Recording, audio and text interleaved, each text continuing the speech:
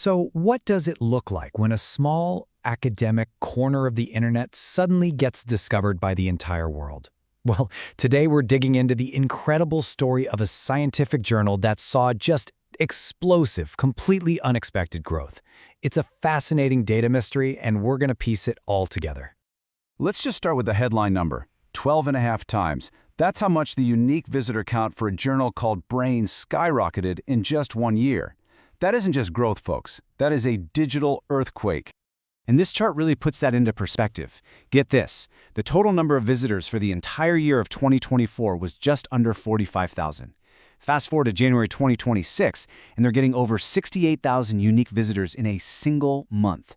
You just have to ask, what on earth happened? And that is the central question for us today. How does something go from being a quiet resource for a small group of researchers to, seemingly overnight, a go-to source for the entire planet? All right, so to solve this mystery, first we need to get to know the journal at the center of it all, the Brain Journal. So Brain has actually been around for a while, since 2010.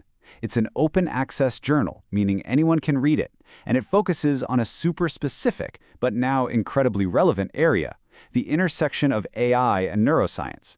We're talking brain-machine interfaces, AI and medicine. It was basically sitting on a gold mine of topics right before the AI boom hit. And don't get me wrong, this wasn't some new blog that just got lucky. It was already a serious, credible academic journal with over 1,000 publications and a ton of citations. It had a solid reputation. It was an established authority in its field long before the explosion happened. Okay, now for the fun part. Let's put on our data detective hats and start digging into the traffic patterns, because this is where the story gets really, really interesting. This table just lays out the sheer scale of the change. It wasn't just more visitors. Everything went into overdrive. Visits were up more than 7 times. But look at the bandwidth, up 12 times. That tells you something important. People weren't just clicking a link, they were downloading and consuming a massive amount of information. This quote from the original analysis just nails it. This is not the kind of slow, steady growth you hope for. This is the unmistakable signature of a website being discovered all at once by the entire internet. And here it is, our first major clue. The way people were using the site changed completely. In 2024, you had your typical academic researcher. They'd show up, browse a few articles, click around the site. But in 2025, it's a totally different person.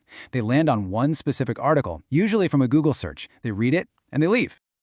And this confirms it. That drop in pages per visit, you might think that's a bad thing, but here it was the smoking gun. It signaled a huge shift from a small niche audience browsing around to a massive global audience arriving with surgical precision for one specific piece of information. So we've got the clues. We've seen the shift in behavior. Now let's connect the dots and reveal the primary engine behind this incredible discovery. You can actually pinpoint the exact moment the rocket took off. Just look at the numbers between September and October of 2025. The traffic more than doubled in 1 month. The growth curve goes completely vertical. This wasn't random. Something big triggered this breakout. And here they are. It was a perfect storm. The site was well optimized for search. Its articles started ranking really high on Google. The content, of course, was perfectly timed with the AI and neuroscience craze. And then, the final, crucial piece of the puzzle, the journal was being used as a primary source by large language models, the AIs themselves. This is how Brain achieved what's known in the biz as authority domain status. It basically became a trusted, go-to source on AI and neuroscience, not just for people, but for the very AI systems that are now shaping how we all find information. And you can see the direct result of that new status right here. The journal's readership just transformed. It went from a small academic circle to a massive global audience. I mean, look at the top countries. The US, sure, but then Vietnam, China. This is the footprint of a truly worldwide information source. But, this story isn't just about being in the right place at the right time. There was another piece to this, an X factor, the journal's own innovative spirit. The team behind Brain didn't just publish papers. They actually built their own suite of apps called Brain Scholarly Tools, all designed to make the science more interactive and accessible.